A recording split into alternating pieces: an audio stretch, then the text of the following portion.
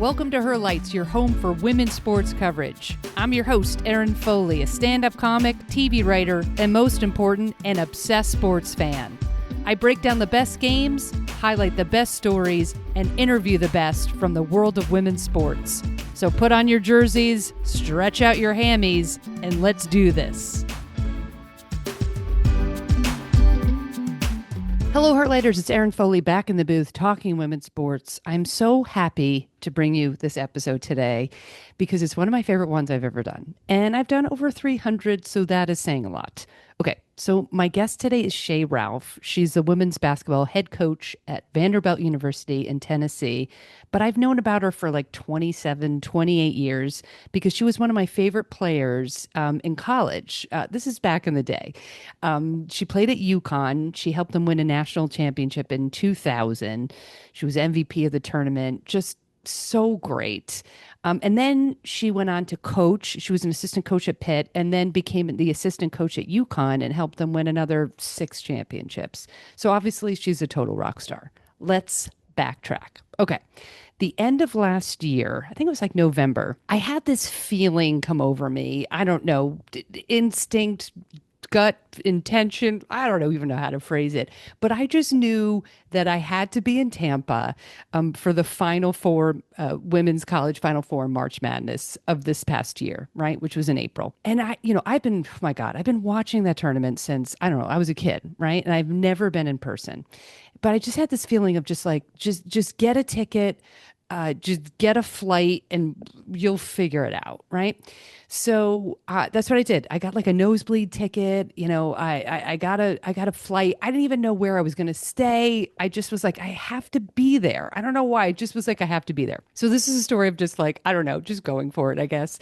So I land, I meet someone that knows someone, whatever. And I meet this like new group of people. They're all huge, basketball fans. They all work in the industry one way or another. And in the first, I'm not even kidding, maybe day and a half, I keep meeting all these people that live in Nashville. And they're somehow connected to Vanderbilt or somehow connected to women's basketball. And Shea Ralph is mentioned numerous times. And one particular conversation, I'm only going to share part of it because in the episode, we talk about it a lot more. I meet this woman, Megan, who's now a friend, and she talked about Shea Ralph. And I go, oh my God, I love Shea Ralph. She was like, you know Shea Ralph? I was like, yeah, growing up, I was a UConn fan. And, it was all about Bird and Taurasi and everything. But Shea Ralph was just like the glue of the team. She was the heart and soul of the team. She played with like so much passion and fire. She's just one of my all-time favorites. And they're like, oh, okay, my God, that's like awesome. And then got connected to her that weekend through, just following my instinct and just being there. I would have never gotten connected to Shea Ralph if I wasn't there in Tampa in that particular event over the course of those couple of days. And now I convinced her to be on this podcast. And I'm not just saying this. She is really one of my favorite people that I've had conversations with. The back and forth was so easy and she's so thoughtful and she speaks with such intention and intelligence and heart. I could have talked to her for another 3 hours. That's why, honestly, it's just one of my all-time favorite interviews, conversations, podcast, which I'm so excited for you to listen to. So currently head coach at Vanderbilt. I'll just give you just 2 more pieces of information. She's been coaching there maybe 3 or 4 years now and has completely turned the program around in the last 3 or 4 years. She's playing in the SEC. That is the toughest conference, in my opinion, in all of college basketball. That's your Tennessee, that's your Texas, that's your South Carolina. And within 4 seasons, they're now in the NCAA tournament back-to-back for the first time in like a decade. And after you listen to her speak, if I'm like, a teenager, I am signing with Vanderbilt to be coached by Shea Ralph. She is incredible on and off the court. I know you're going to love this conversation. So let's jump right in. Thanks so much for jumping on. I'm super pumped to talk hoops with you. Yeah, I'm super pumped too. I'm excited. I'm running around. I just got off the court working out. One of our players is out there now. Let me show you the awesome setup we have. Ooh, your office is right there next to the court. Isn't that awesome? Oh my God. It's our brand new building, state of the art. It's the biggest one in the country, the biggest practice facility in the country, 90,000 square feet. And the way we designed it was to put my office, so the whole side wall of my office is a window to the court. It's a sliding door.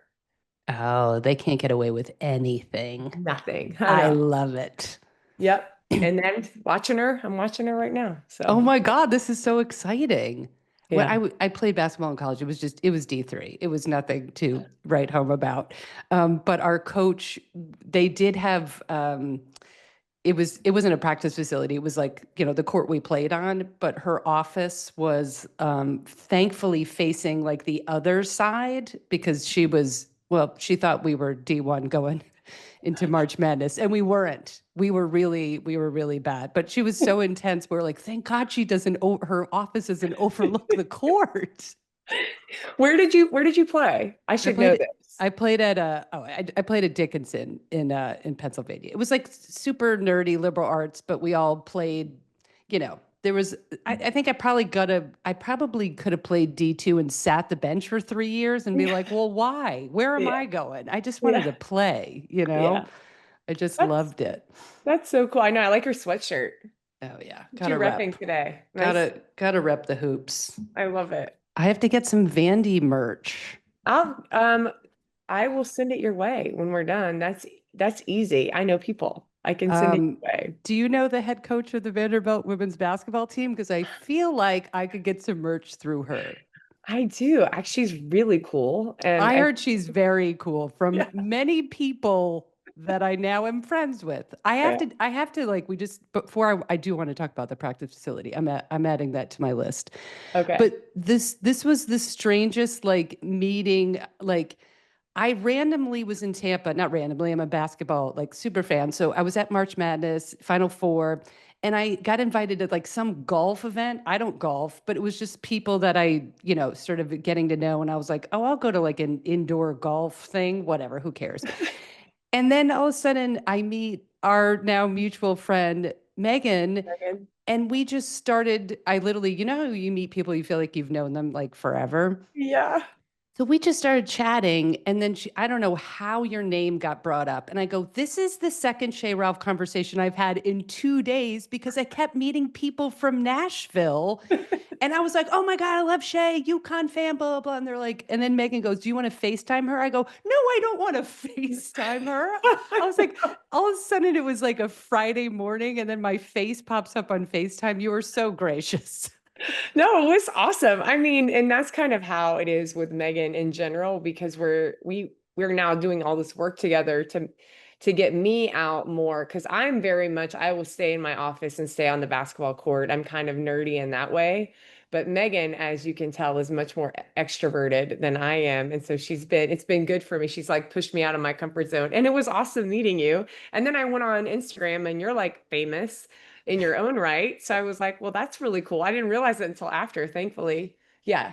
I'll- okay. Um, my players, see, they You're can coaching and out. during the Yeah. Zoom interview, which is the coolest thing ever. Yeah. I'm like, she's actually you've done some really cool things in your career. I'm honored. I'm honored to be on the podcast. Oh my God. Well, it's just so crazy because I've just been a fan of yours for so long, and then your name got mentioned twice. Um, yeah, I grew up loving basketball and playing basketball, and I'm a New Yorker, but we lived in Connecticut for a little bit of time and then Rhode Island. So UConn, my aunt and uncle lived in stores. So I just became a UConn fan. And you were just always one of my favorite players. And I always say this, well, to the two people from Nashville that we were talking about, was like how much why I loved watching you is because I just felt like every single play, it felt like your last. It was Yeah. amazing. Like you played with such heart, such competitiveness. Like, you were like the glue to those teams. And then in 2000, the superstar of the team. And yeah, so all these years later to meet you, it's crazy. Oh, thank you. That means a lot coming from you. And it's like, I'm getting older, so it feels like a different life ago that I played. But I do love basketball. I loved playing. I miss it every day. I miss playing so much. But now, I've gotten to kind of be pointed in this direction in my career where I get to watch other kids achieve their dreams, and I get to be part of their journey. Like so many people were part of mine. And so the foundation being laid for me was done by people like my mom and um, other women that didn't have a lot, and they still just played because they loved it. And then I had more, and I still played because I love it. And now these kids, they have even more, but just because of having a passion for the game and for teaching it and the opportunity it changed my life, basketball. So being in it still is a blessing. Oh my God, it's so fun. I had no idea how much of a baller your mom was. Yeah. One of my favorite things about doing this podcast is I get to go on like nerdy deep dives. And I was Yeah. like, well, I knew a ton about you because, I followed your career and you were one of my favorite players. But then I stumbled on an article and I was just like, oh my God, your mom was like amazing and like Yeah. balled out with like Pat Summitt. And I Yeah. was like, this is what I mean. Like some of my like favorite projects that I'm like starting to do is really like celebrating all these women around Title IX and pre-Title IX in every single sport because these women are just like absolute. Your mom and Pat, all of them were just, they created what we have today. Yeah. So were you under an intense amount of pressure to go to Tennessee? Like how did that all happen? And nah, so my mom is really badass, right? And she was the first All-American ever in the history of UNC basketball as a woman. And we all have our stories, and I it resonates more now that I'm older. But my mom would tell me, like, I had to drive the van to the games, and we didn't have a locker room, and I had four coaches in 4 years, and that's listening to her tell those stories now. I'm like, geez, how far have we come? Um, but she was part of laying that foundation in the path. And because of the way that basketball is structured back in those days, the Olympics, there wasn't I believe, I'm correct, you might have to double check this, but I don't believe there was a United States women's basketball Olympic event until or Olympic event until 1976 was the first time that women's basketball competed in the Olympics. And so my mom was part of the team with Pat Summitt that was like the closest to that. It was called the World University Games, and they won the silver. My mom was 6 feet tall. She played center, and the center for Russia, who they lost to, was 7'2" as a Oh, woman. Yeah. oh my, And the stories that my oh mom my told, yeah, God. yeah, the story. She was a great player, but it also changed her life and created this path for her, both academically and athletically. But there was no opportunity after college for her to play, right? So when I started, when I was young, she put me in every sport. And she didn't really point me in the direction. I fell in love with basketball at like 6. So it was easy. I still did all the other sports because I grew up in a small town, and in order for us to field a team, I had to play it. I was, Yeah. I, the athlete, and so I played on every team. I loved basketball, and my mom, when it got close to decision making time, she had already called Pat when I was 9, and I went to all our camps. My mom was like, I think she's good, but I need you to tell me if she's good or not. And so Pat would take her little chair and sit on the corner of the court and watch me do my drills at camp. And I mean, I was That like, is stressful, Shay. it was fun. It was great. But I was in it too. I had like a bowl cut and high top yellow Converse. I mean, Nice. I had my YMCA shirt on. I was in it. I loved it. And they would move me up. So I was like 10, playing with the high school kids in camps. And back then, that's what you did in the summer. It wasn't like it is now where there's a bunch of Nike events and they play on club teams. We didn't have that. So I went around and played at college camps, and that's how I got scholarship offers until I got to high school. And so then it became Tennessee because of Pat Summitt, and UNC because my mom went there. But what most people don't know is that I wanted to leave. I wanted to leave North Carolina. And I grew up in a somewhat smaller town at the time. And I knew if I didn't get out that I probably never would. Um, and I wanted to see what I was capable of on my own. And I also loved when I talked to Coach Ariema, the difference maker for me was he didn't tell me what I wanted to hear. And I was young, and I took it more of like a challenge, but I think deep down inside, I knew that that was what I needed to grow, you know? Yeah. And he said it in a way, and he wasn't nice about it either. He was like, in his fashion. Because I asked him about position or like playing time or something. I had a list of questions my mom gave me. And he was like, I hate when players ask me that.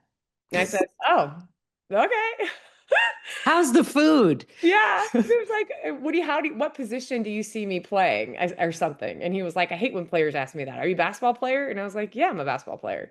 He was like, all right, well, when you come here, and you come to practice, if you play well and you help the team win, then you'll play. And if you don't and you suck, then you won't. Oh my God, I love And that. it was the most honest thing that anyone in basketball had ever said to me. Everyone else was telling me how great I was, and I'm going to come there and start and be an All-American. And I knew that I wasn't going to go to a Tennessee and start and be an All-American. I knew I had a lot of growth to do, but I also liked the challenge of him being like, well, come here and see, and we'll see how good you are. And it ended up being one of the better decisions of my life. Wow. Yeah. I mean, not only did you play, then you wound up coaching, there for a long, it changed the course of your life. I do love this, feeling of having to leave too. That's huge. It speaks to you too, as just like your curiosity, adventure, leadership. There's something to be said of just, of trying this new experiment. And also that conversation with Gino, that's pretty badass. I mean, that's Yeah. why he's just obviously a perennial, you could argue the greatest coach of all time or collegiate coach of all time. I know some other people in different areas of the country would argue that, but I mean, obviously he's right up there. Yeah. And then, so you're playing at UConn, and then you get drafted. Obviously, your knee injuries. I mean, you had five. Did you have five ACL tears? Five ACLs. Yeah. Both Five. knees? Three on my left knee and two on my right knee. Yeah. I'm not sure if Unbelievable. that's like people, that's the same response I get. And I love when people ask me, hey, will you, or players, hey, what's your advice? I'm like, well, first of all, if I tell you to do something as it relates to anything around an ACL, you should run the other way and do the opposite. Because clearly I did not have it figured out. But I was so stubborn. I was so dead set on playing in the WNBA, and that's how that happened. When I was in college, I'm dating myself a little bit, was when the WNBA was created, Yeah. was formed, and I was over the moon for the opportunity to play women's professional basketball in the United States. I knew I would have to go overseas if I wanted to play after college. That was already known, but I really wanted that chance, and I mean, I damn near ran myself into the ground trying to do it. And I got drafted. I got drafted out of college. I had an ACL to end my career. I think I was a third round draft pick. I was with the Utah Stars for a while, but I just kept re-injuring myself. And my last one in college was my third one, and it was on the other knee. So I tore it two more times after that, and then it wasn't, it was even frustrating to go through the rehab process because I just wasn't myself. I couldn't move as quickly. There was too much pain. And I think I'm pretty tough, but I knew it was time. I knew it was time. Yeah. It's interesting how, usually one person's injury changes the course of their life, and you had five of them. But it doesn't surprise me because I feel like that's how you played on the court. You know what I mean? You were just like all or nothing. That's what was Yeah. so appealing to me. Like as a, watching you as a player, it was, so much heart and so much dedication. Do your players know how good you were? Did they Google No, you? I don't listen. When I recruited some of them to Vanderbilt, and I can't remember who it was.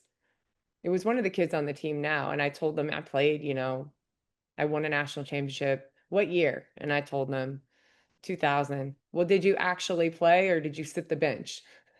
You were the MVP. I was like, I was the MVP. And so it gave my staff this like, all right, they're going to go on YouTube and we're going to make them watch you play in that national championship game. And so the current team has watched me play. But I think, it was such a different game too. It's evolved so much. And most of why I played the way that I did was because I loved it, but I also didn't want to sit on the bench. So I would do whatever needed to be done. Right. I love to score. And I had to learn that the hard way that I need to pass the ball a little bit more when I got to college. Coach Ariema had, he was very unique in how he taught me that. And I'm a pretty quick learner if you take me off the court. But I just wanted to play and help our team win. It didn't matter what needed to be done. I would do it from any position on the floor. I think I was supposed to be 6'5". I just like beating people up. Um, and I've got like giant hands and giant feet, and my body just never grew. What happened to my arms and legs? Like I was supposed to be a bruiser, and I ended up being a bruiser, but at a different position on the floor. And so no, they don't. I don't think it computes for them. I think when we go like in the NCAA tournament um and when we show them things as it relates to the careers of all of our staffs or women's basketball in general, and they'll see me, they'll start to realize like, oh, you play like you had something to do with where the game is now or with Connecticut's success or just with my opportunities, and that's cool. I'm not a like person that needs people to know that. But if I could still play, if I didn't have all these knee injuries, I would bust their ass every day if I still could. I would just to remind them I could do it. Yeah, well, maybe you didn't get the bruiser 6'5" body, but you got the bruiser mentality. You know what I mean? And that's totally badass. Do you Yeah. do you practice with them at all?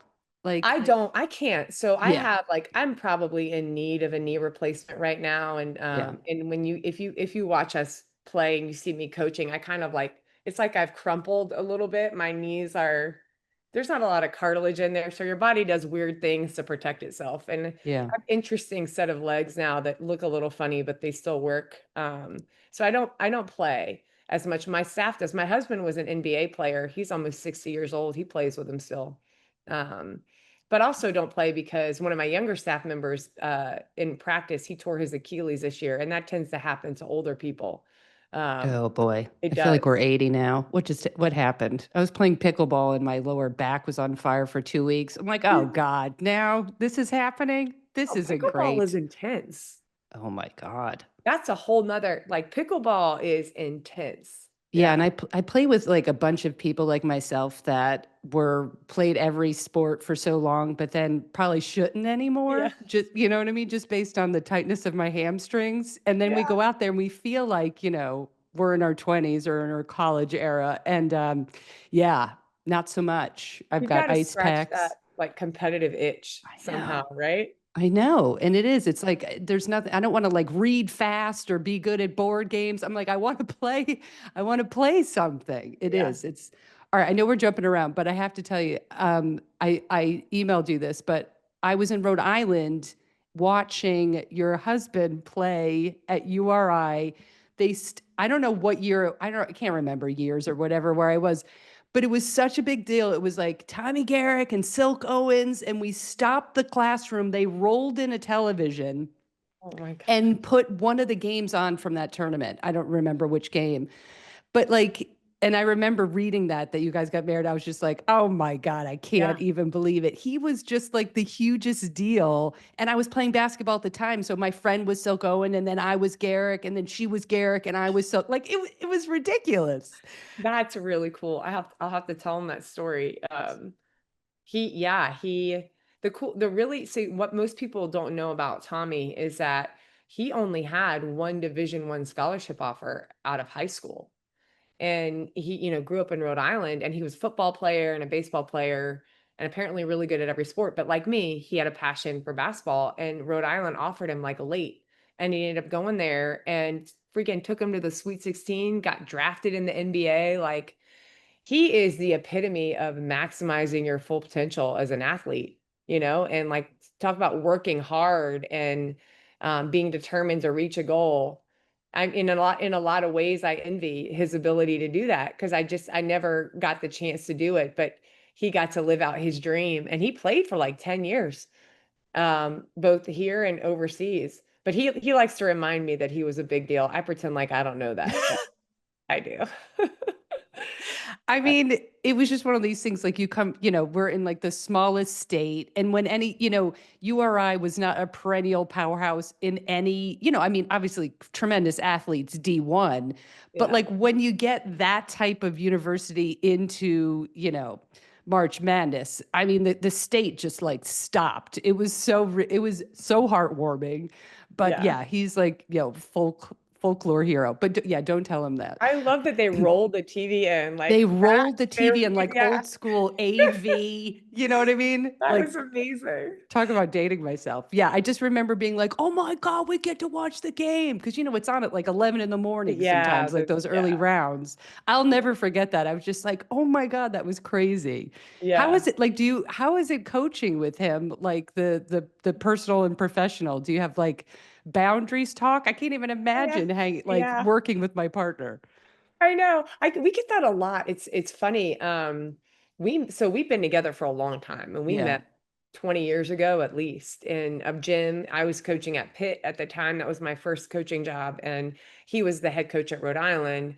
And I remember like I would sit, it was my first year coaching. I didn't know a lot of people. And I needed to focus on the court. So I would just sit by myself and watch. And every time he walked in the gym, all the women in the gym would be like, "Ooh, there's Tommy Garrick." He had a nickname which he will die if he knew that I told you, but they called him the Denzel of women's basketball. No. Yeah. And he would walk in and I remember thinking like, yeah, I didn't know who he was, but I knew he was handsome and he was really cute and I knew he used to play. And at the time I'm introverted, like naturally, and I'm kind of nerdy, a little quirky. I am who I am, right? So I'm like, he's way out of my league. If I ever get the chance to talk to him, I'd love to talk to him about basketball, but I would always like remember I thought he was really cute. So he walks in the gym one day and I'm by myself like I always am, and he walks by me and he says, "Is anyone sitting there?" And I look behind me, I'm like, "Here?" Yeah, no, yeah, and no one's sitting here. And then I thought, oh my God, I don't even think I brushed my hair that morning. It was an 8 a.m. game. Uh, and we ended up talking. We were at that court the whole day and we talked the whole day and built a friendship for a couple years. And then, over our passion of playing and teaching basketball, coaching basketball. And then it just kind of organically happened for us that we made a go of it. He ended up coming to Vanderbilt, weirdly enough, to be an assistant when I went to Connecticut. And then he moved back up there to take a job at Boston College so we could try to make a life together. And we always thought about what it would be like to coach together because we're very different, but our vision for loving basketball and our passion for it and teaching it is the same.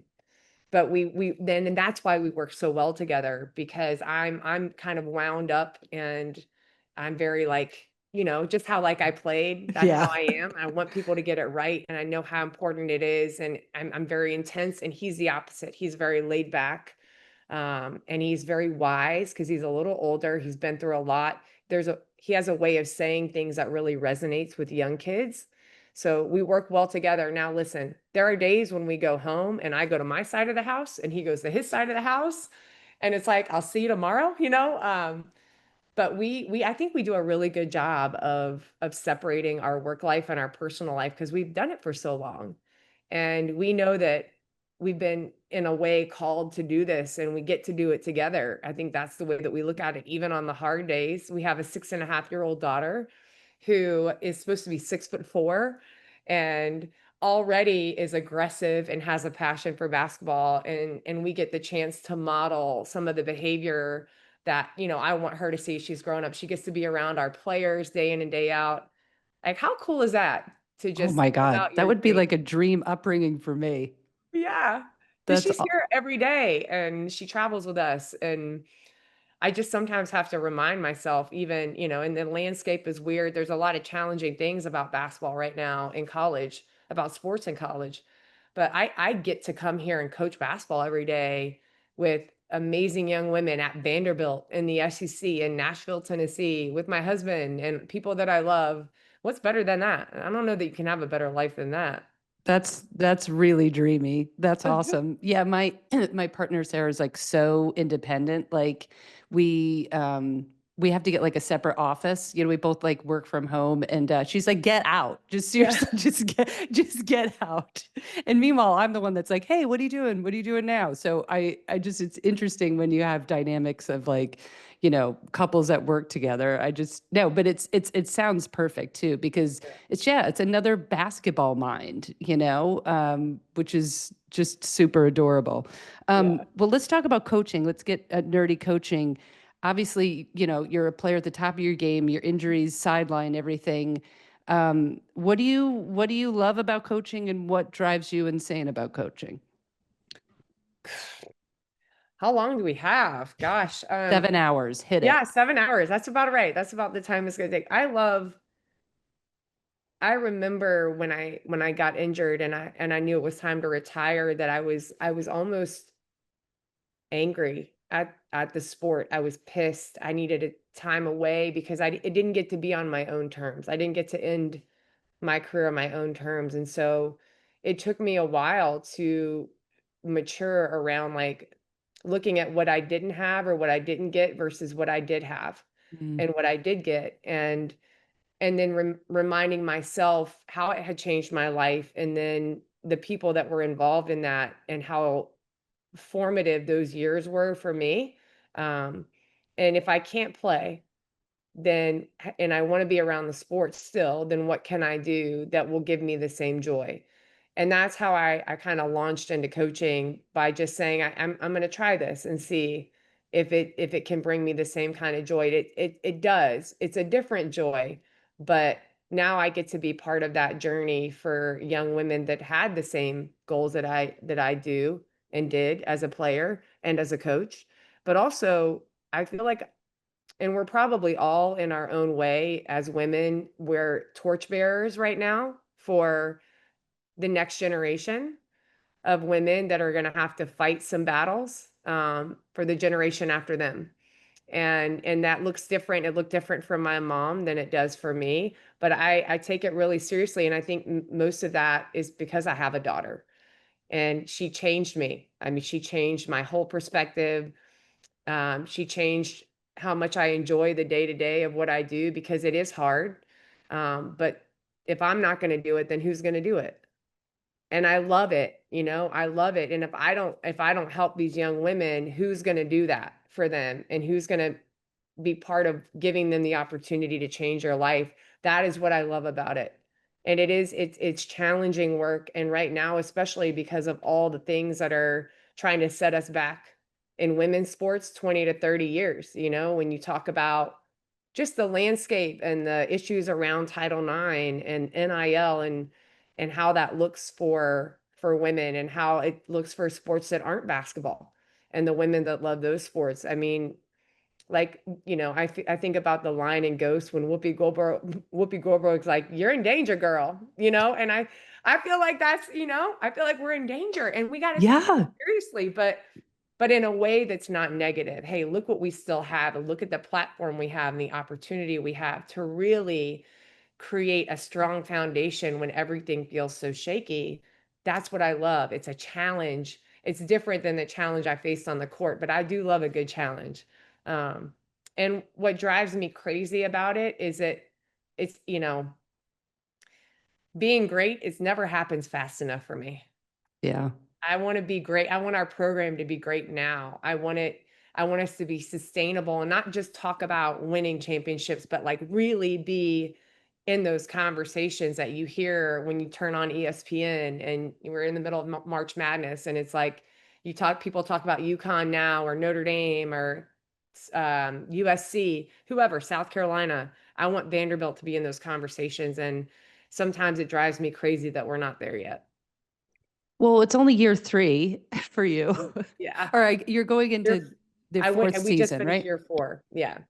Or you just finished year 4. Yeah. Yep. But 2 But you've straight already turned NCAA it tournament. around. Yeah. Just to be fair, you're doing fantastic. Oh, thank you. I'm Thank you. But those are my expectations, right? I want to win. I don't like losing.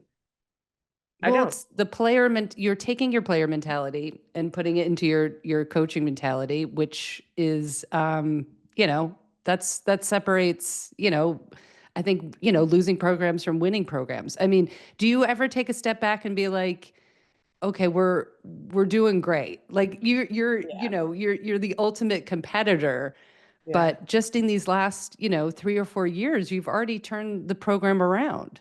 Yeah.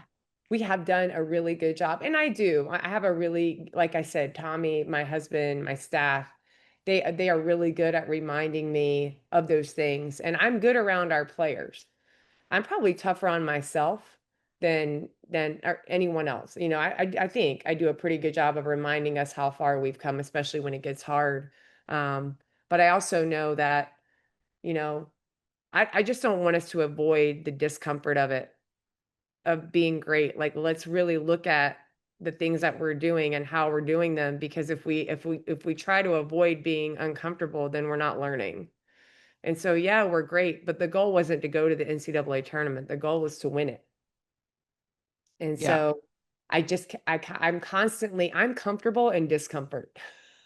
I love Like, it that's because where not I many like to live people there. are, but yeah, that is when the true growth happens. And for you to teach your kids that, I mean, I'm reminded of that every day, being like, it's the old phrase, get out of your comfort zone. It's difficult, but that's where the magic is on the outside of it for sure. Yeah. Yeah. And I that's mean, the that's fun part of what we do, because there's always spaces like that where you can really figure out what you're made of, and you can help your kids do the same thing. And I think about all the time, like, I'm not sure what that looks like for you, but what would I become if somebody, if I didn't play where I played and I wasn't forced to, like, be in those spaces and learn how to be comfortable in those spaces? Because then when you get out into the real world, I mean, no one's going to do us any favors out here. You know, especially as women. they're not. And that's okay. I'm okay owning that, but I just want to make sure that the women I work with are prepared for it. You may never be ready for the 1-2 punch you get, but you got to be prepared, man. You got to have a toolbox of shit. You got to have a village of people so that you can fight. Yeah, absolutely. I also think we needed that toolbox to be taught when we were a lot younger. You know what I Yeah. mean? Like algebra, no. How about like a toolbox and how to, How about yeah, taxes? be How about prepared. taxes? What? How about teaching us about taxes? Yeah, I would appreciate balancing a that. checkbook, not Yeah. to get like a credit card in college and max it out and still be paying for it when I was 30. Just like some basic stuff. I Yes. mean, it's ridiculous. Do you You feel did like that. when You you did were, that. You oh, did that, right? What did you buy? absolutely. I got some, I signed up for some credit card in college. I don't even know. And then I moved to New York City when I was 21 and I had both my sisters. I have a twin sister and an older sister. And we were all living in New York City. We had $1 and I put a mattress on my college credit card. I mean, like literally, like, we were all just trying to figure it out. It was like the best time ever, but made some really bad financial decisions. God, did anybody not? I did that. Yeah. I went to college and bought like an entire J. Crew magazine on a credit card because I was like, oh, that looks like cool out. And I just look like a bowling ball in scenes. And I'm like, this is such a bad idea. Oh my God, I was Definitely. such a nerd in college too because I yeah, I was very like I was fun, but I was like the more preppy. Like Dickinson was like really preppy, and my Yeah. older sister went to NYU, and she'd come home looking like awesome. Like New York, you know what I Yeah. mean? Just cool.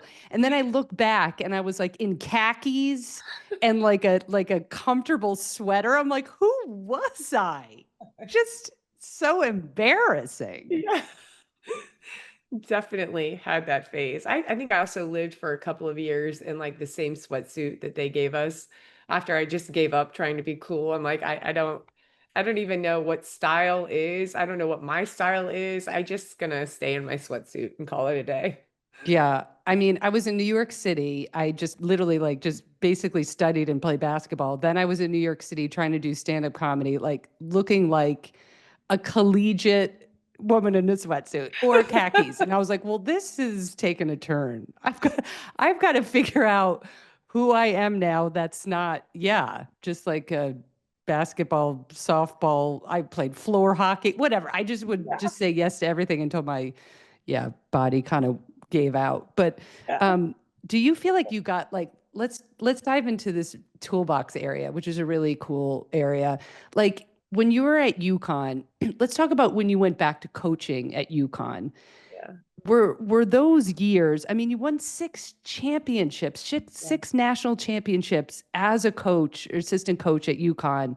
Um, Talk about like getting the tools in the toolbox. Did that give you, what did you take from that experience? And was that, formative years of coaching toolbox? Oh yeah, man. It was so fun and it was so challenging. And a lot of that was because I played there, right? And so I got a chance to go back and be part of a really great staff and learn from Coach REM in a different way. And I remember when I first went to UConn, I think I had one tool and it was a hammer, and I would just blow shit up with my hammer. That was it. That was the tool that I had. And and then I started to learn what it looked like to teach, because my leadership as a player was based on example, and I didn't really know how to lead people or really deal with people that weren't built like me, that didn't have the mindset of like, I'm going to go get this shit and I don't need to be directed and I don't need to be taught. I just give me an opportunity. And that's not how everyone's built. And so I think if you're not careful as an educator and a coach and a teacher, and you overlook the fact that everyone has a story, and so their desire or their intensity is going to be masked or manifested differently based on their experience when they grew up. And so it really taught me to build genuine relationships with kids so that I knew who they were, so that I could help coach them and teach them the right way. One tool, one hammer is not going to work for everyone. Now, there were kids that it worked for, and then there were kids that it didn't. But there was this like emotional agility, I think, as humans and teachers, that you have to have if you're going to be teaching people and learning people and impacting people. You have to be able to move from place to place and not judge and not assume. And so that was hard for me. That was probably the biggest thing I learned at Connecticut, because it's easy for me, if people don't work hard enough, to be like, they don't want it. They don't Mm, want it. They don't work hard. They don't want it.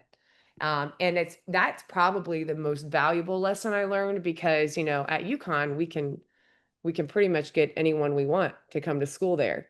Now, if you're not at UConn, you're going to have to take players that aren't top 5 kids in the country and see what you're capable of helping them learn and what you can teach them. And so that emotional agility and that ability to really know kids and read past their tells, you know, and help them learn has been instrumental in my coaching career. that's really cool. What were your like primary jobs did you do a lot of recruiting? Did you go out there Yeah. and talk to these kids? Oh yeah, like as an assistant, I mean that's most of a job in college anyway. As an assistant, you're recruiting. You're recruiting Okay. 365 days a year, all the time. In the summer, during the year in high school season, you're talking on the phone to kids and their parents and their coaches. At UConn, and for me at least, the list is a lot smaller, right? Yeah. When I was at Pittsburgh, we had like A, B, C. At UConn, you have A. If you don't get Wow. A, you don't get anybody. Um, and so as an assistant, that was a big part of my job. I was a player development coach for the perimeter. So I worked out the guards. We did individual skill work with them. And Coach Ariema at the time, he was, back-to-back Olympic coach. And so he was gone a lot of the summer and the fall, which gave us added responsibilities as assistants so that we could run workouts and team meetings and organize things. It was really valuable in terms of becoming a head coach, because essentially, he gave us the reins for half the year when he was in the Olympics. So um, that was most of my job. I was a liaison for strength and conditioning and the training room. So you just kind of operate in these areas where you're managing all the things that the athletes need to be great. And then my expertise was skill work on the perimeter. And that's what I love doing. And that was what I did for So I was myself. gonna say that's what you did. Yeah. That was me. It's so interesting that you say that about this emotional agility because I can understand like how just, just talking to you now and how you played, the hammer is really that's like you're looking at a player and you're like, if you can't do that, yeah, just work harder, just keep Yeah. going. But and then the level at UConn, it's literally the best of the best. But some, kids just learn a different way, or they have to something has to be coaxed out of them. I mean, you're an introvert too, so that makes it even more interesting of like, I'm sure you can sympathize with a player that puts so much pressure on themselves, like, isn't in a natural immediate verbal leader, but all of that. Like, can you speak to how different that is recruiting now than going after those players at UConn? Yeah. Yeah, and you learn. I mean, I like people, and I just also like being by myself, and I like focusing on my work or reading. And so I have to like, it just takes me a while to charge up my social battery. And but when I talk to people that are passionate about the things that I'm passionate about, or just passionate in general, then it's easy, and those are easy conversations. Um, Coaching has forced me again to be uncomfortable in areas where, like, sometimes those conversations aren't as easy. And I know that there's a way to have them, and that's part of what I've had to learn, and not to let it drain me for the rest of the day. Because if I'm going to have four of those a day, then I better figure that shit out, or I'm not going to have a job, you Yeah. know? But that And is so draining. Yeah. you just figure it out. And then the other part of what recruiting taught me, and again, I'm using basketball as the example here because this is my discipline, right? This is what I love to do. But I think if in anything that we do, what I'm learning and what I really loved about this job as a head coach is, like, I can teach basketball. I can teach the skills, but I can't teach passion, and I can't teach competitiveness. And I really can't teach a lot. I mean, I can help you with your confidence, but I can't give it to you. So there are things that have to be inside people that you can inspire. And so I've gone away from, like, I'm looking for the best players. I'm looking for the right people. That's what Mm. I'm looking for. I've gone away from looking at those lists. Okay, I can go to a gym and tell you who can play. I don't need a service to tell me who's a good player. But what I need to do, my job is to make sure that they're the right player, that they're the right person, that the things they don't have are things that my staff and I can teach them.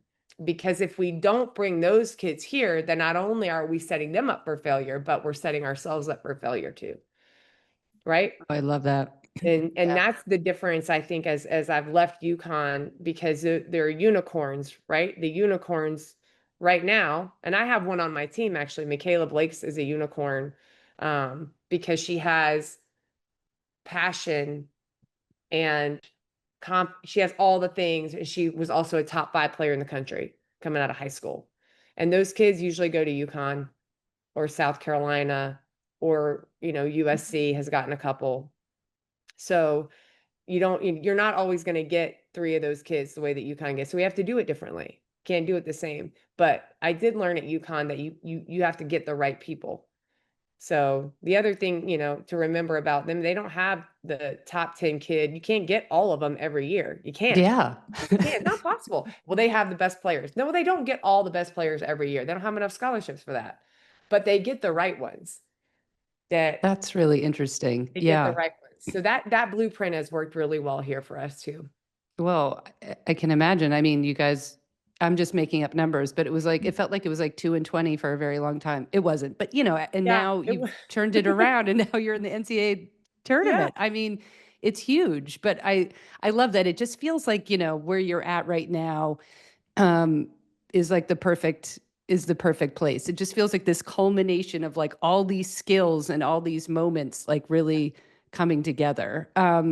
Nashville, do you like country music? Are you digging Nashville? Was that a huge like culture shift or?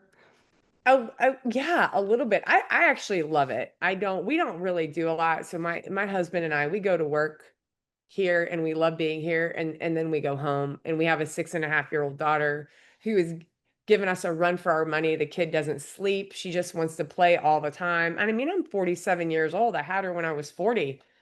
Lord have mercy. She's amazing, but I am worn out most of the time. So we go out to eat at a few places, but the cool part about, again, our job is that we do a bunch of recruiting. So we get to go to out to eat at different places with players and their parents, and we go out on Broadway.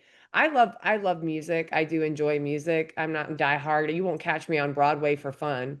Um, but Nashville is so cool because there's always something. And it's like it could be an awesome farmer's market or a flea market or some sort of fair in one of the green areas. Um, and there's really great food here. And I do love to eat. So that is a big plus. But it's not been as much of a culture shock because I was from North Carolina, but we did move down right after COVID. And so, we lived up in the Northeast and it was like you're masking, everyone's masked up and then we got down to Tennessee and it was like, COVID Free for all. yeah. I'm like, oh, no, no. Oh, okay. No Cool. Yeah. COVID in Tennessee? No. Sweet. Okay, Okay. good. We're good. We're If doing all things. it Yeah. went over the state of Tennessee. How lucky are we? I'm so lucky. It So is. It's that like the was a South culture is shock. another set of rules. Yeah. That was interesting. I'm like, all right, okay.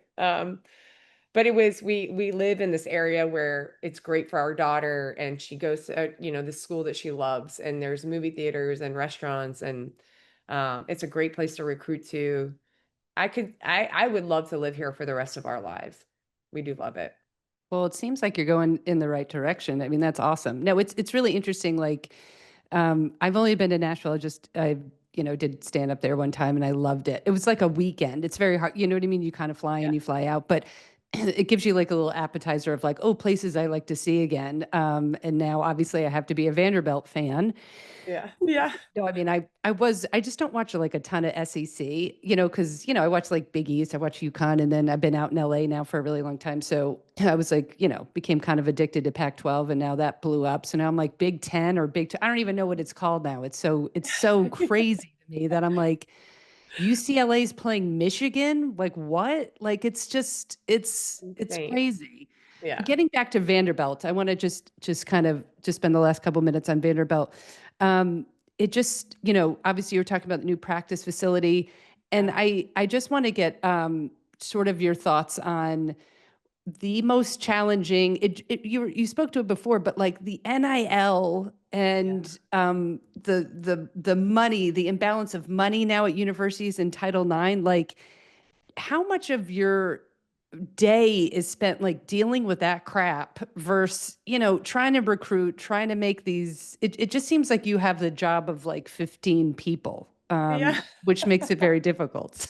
Yeah. I think right now for all of us that are, at P4, Power Four institutions and women's basketball, it can be a little, what's the word I'm looking for? We're unsettled, right? Because it's hard, but it's not going to stay this way for long. I don't think it can. But the opportunity that exists in it is that right now, women's basketball is a rev share sport. We're revenue sharing, right? So when you look at NIL, there's a House settlement that's hopefully going to happen here in the next few weeks, which will prevent the NCAA from getting slapped with lawsuits every time they step forward, right, back, left, right? And in terms of NIL, and it'll back pay student athletes to about, I think, 2016. If the settlement didn't happen, then college sports would be in danger. It has to happen because there's just too much money that we're going to have to pay out otherwise. So that's a good thing. And the opportunity exists as it moves forward from the settlement now to create some guardrails to protect the college student athlete experience.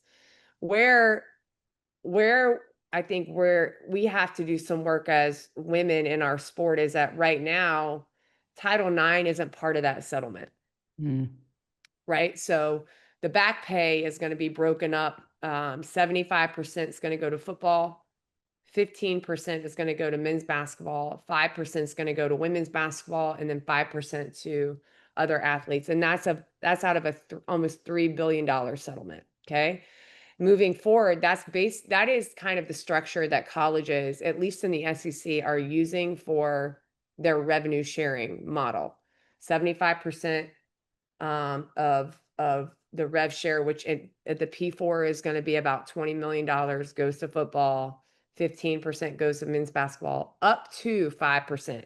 If you get 5% right now as a women's basketball team, you're lucky. You have good leadership.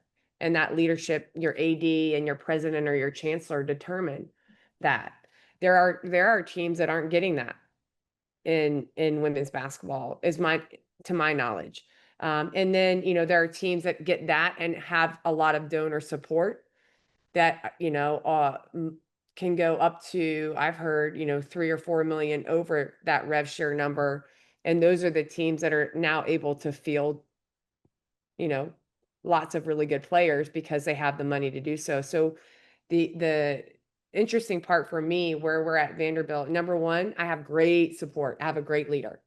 And our AD played basketball here. She's a Black female. She's got 3 degrees from Vanderbilt. She's invested in growing our game and our sport and making sure that we're competitive for championships. And our chancellor is the same way. And that's how we're sitting in this building. This is a brand new, $100 million facility built in the middle of all the NIL craziness. So, they're investing in basketball and in women, and it's awesome. But I still need to raise money. And as we talked about before, I'm an introvert and this is not my skill set. Yeah. So it has been really challenging, but also fun to get outside of my comfort zone in that way, because I don't think I realized how many people have supported us here, have supported Vanderbilt women's basketball for decades, are really invested in the growth of our student athletes and the development of them. And the vision for them is the same as the vision that I have for our program. And so in a lot of ways, my the way that I work, I'm built to just do the work by myself and figure it out with my circle of people. But what this has allowed me to do is to get out, and like in parenting, people say it takes a village, right? It takes a village. And I'm finding the village right now with the help of our staff and our administration, of the people that really want to get behind women's basketball at Vanderbilt, but women in general. They say, like, no, we're going to help invest in these women. We know you need it. We know they need it. We know it's a tough time and we can help, and we're going to. And that has been like super inspiring. That's awesome. Yeah, I think when women invest in, or let's just say, I think if it's going directly to the program itself and not Vanderbilt University or insert any university, and say, no, this is going directly to benefit empowering these women on and off the court, and which is a game changer, changes the course of their life. I think many people are much more likely to invest, and women are, because we want to know the story. We want to know we're helping people, versus like just writing a check and whatever. So that's really great. Just to connect with them on that level, I think is huge. It's so true. And I get to be part of helping them understand that, right? Because I Yeah. mean, if I'm listening to the story of NIL right now and I don't work in the job that I work in, I wouldn't be like super psyched about it either. Yeah. Like, imagine what you would do with all this money we just talked about it. I would have Yeah. bought J. Crew probably. I don't know. Like Yeah.